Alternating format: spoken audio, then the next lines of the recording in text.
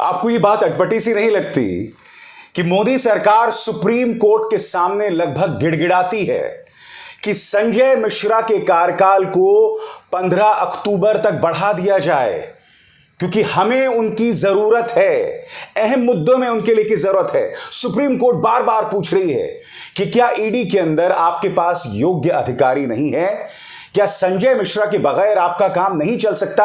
मगर मोदी सरकार बार बार गिड़गिड़ा रही थी कि इस शख्स के कार्यकाल को बढ़ाया जाए। आप में से जो लोग नहीं जानते हैं, मैं आपको बतला दूं, अब से कुछ ही दिनों पहले सुप्रीम कोर्ट का आदेश आया था जिसमें सुप्रीम कोर्ट ने स्पष्ट कर दिया था कि संजय मिश्रा के कार्यकाल को जिस तरह से पिछले 2-3 सालों में बढ़ाया गया है वो सब कानून के खिलाफ है, अवैध है। इसीलिए उनका कार्यकाल जो है 31 जुलाई तक रहेगा। मगर कल सुप्रीम कोर्ट के सामने जाकर केंद्र सरकार गिड़गिड़ाती है। नतीजा यह होता है 15 सितंबर तक संजय मिश्रा के कार्यकाल को बढ़ा दिया जाता है। मगर अब जो खबर आ रही है दोस्तों, वो बहुत चिंताजनक है। विपक्षी गठबंधन इंडिया की निगाह से बहुत चिंताजनक है। मेरे एक एक शब्द को सुनिएगा, क्योंकि आज जो मैं आपके सामने जानकारी पेश कर रहा हूं वो मेरे सूत्रों के हिसाब से है और वो बहुत पुख्ता है।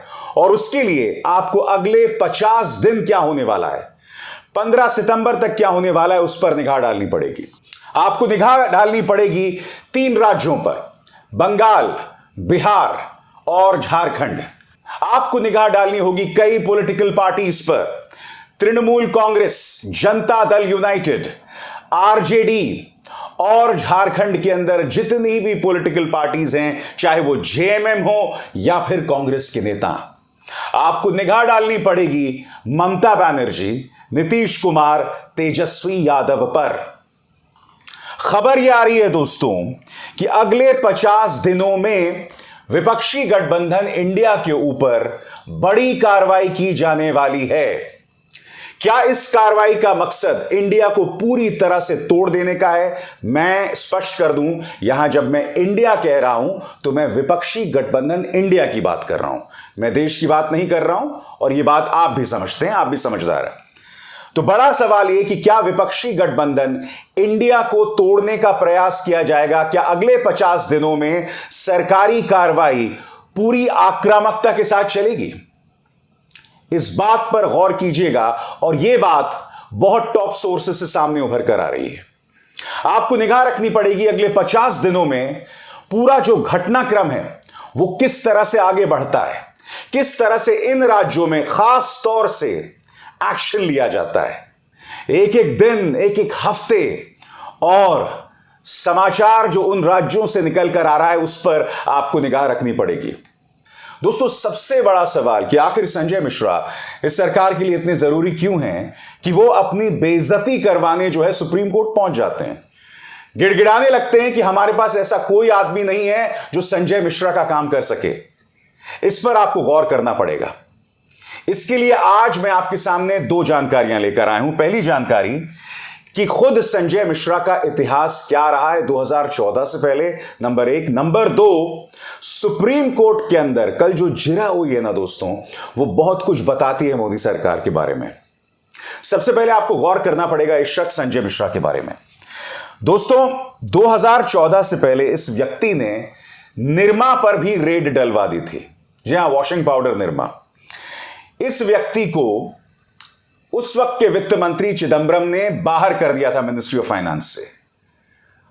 मगर संजय मिश्रा स्वर्गीय अहमद पटेल के बहुत खास थे और अहमद पटेल चाहते थे कि संजय मिश्रा को मिनिस्ट्री ऑफ होम अफेयर्स में जॉइंट सेक्रेटरी यूटी बनाकर लाया जाए।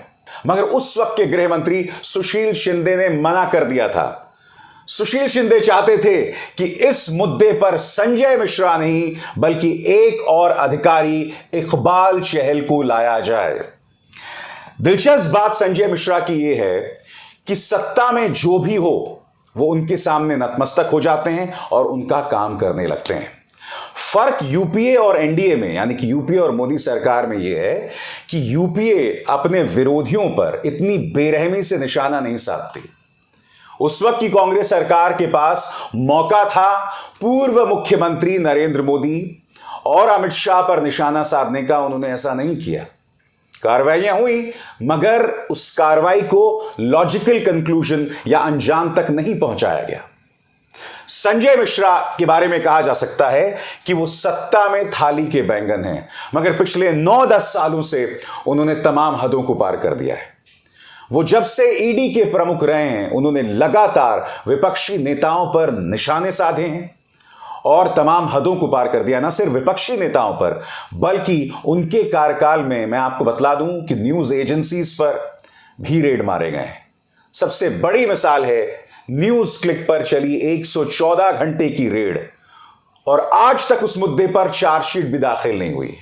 याद कीजिए संबित पात्रा ने कितने बड़े बड़े दावे, कितने झूठे दावे किए थे न्यूज क्लिक के खिलाफ, मगर आज तक उन दावों को लेकर कोई प्रमाण पेश नहीं कर पाया है। दोस्तों, इस तरह से इनका काम होता है। जो समाचार संस्थाएं हकीकत आपके सामने लाएं, सच आपके सामने लाएं, इस तरह से उन पर निशाना साधा जाता है। संजय मिश्रा इसीलिए मोदी सरकार के लिए जरूरी है, क्योंकि संजय मिश्रा के बारे में एक शब्द कहा जाता है अंग्रेजी में प्लायबल, और अगर मैं इसका हिंदी में अनुवाद करूं तो उसका हिंदी में अनुवाद है एक ऐसा व्यक्ति जो अपने मालिकों की सभी बातों को मान लेता है बगैर उस पर सवाल खड़े किए। वो पूरी तरह से प्लायबल हैं और अपने मालिकों का जो भी हुक्म होता है उस पर वो काम करते हैं, पूरी तेजी से काम करते हैं। इसीलिए आपको अगले 50 दिनों पर निगाह रखनी होगी कि अगले 50 दिनों में बिहार, बंगाल, झारखंड और कई राज्यों पर ईडी क्या एक्शन लेने वाली है। क्या विपक्षी गठबंधन इंडिया की एकता पर खतरा मंडरा रहा है? क्या आने वाले दिनों में उन पर इस कदर कार्रवाई की जाएगी कि यह गठबंधन टूट भी सकता है? मैं एक बात स्पष्ट कर दूं दोस्तों, अगर आपके पास छुपाने को कुछ नहीं है, अगर आप भ्रष्टाचार से ऊपर हैं, तो जाहिर सी बात है आपको डरने की जरूरत नहीं है। हां, झूठे आरोपों में आपको जेल जाना पड़ सकता है, वो एक अलग बात है, मगर राजनेताओं के संघर्ष का हिस्सा रहती है जेल भी जाना। इतिहास में ऐसी ढेरों मिसालें हैं, मगर अगर आप डरपोक हैं, जेल जाने से डरते हैं, अगर आप भ्रष्ट हैं, तो आपका डरना लाजमी है। उसकी ढेरों मिसाल है। महाराष्ट्र की एक मिसाल आपके सामने है। वो पूरा का पूरा ऑपरेशन जो है जांच एजेंसीज के दबाव में हुआ था।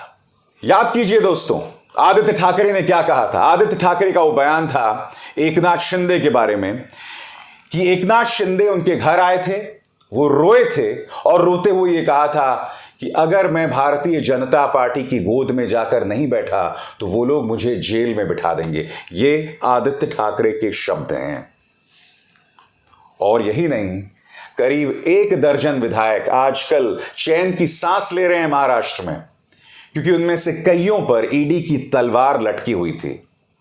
वो तलवार लटकने के बावजूद दोस्तों अब उन पर कोई कार्रवाई नहीं हो रही है। क्यों?